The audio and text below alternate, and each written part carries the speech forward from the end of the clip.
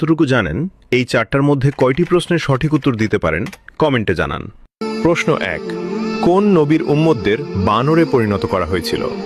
এ মুসা আলাইহিসসালাম, বি দাউদ আলাইহিসসালাম, সি ঈসা আলাইহিসসালাম। সঠিক উত্তরটি হবে বি দাউদ আলাইহিসসালাম। আপনি যদি ইসলামকে ভালোবাসেন তাহলে কমেন্ট করুন আই লাভ ইসলাম।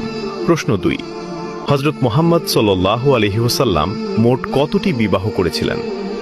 এ 4টি, বি 7টি, সি 11টি। সঠিক উত্তরটি হবে সি 11টি। প্রশ্ন 3, বদরের যুদ্ধে মুসলমানদের পতাকার রং কি ছিল? এ লাল, বি কালো, সি সাদা।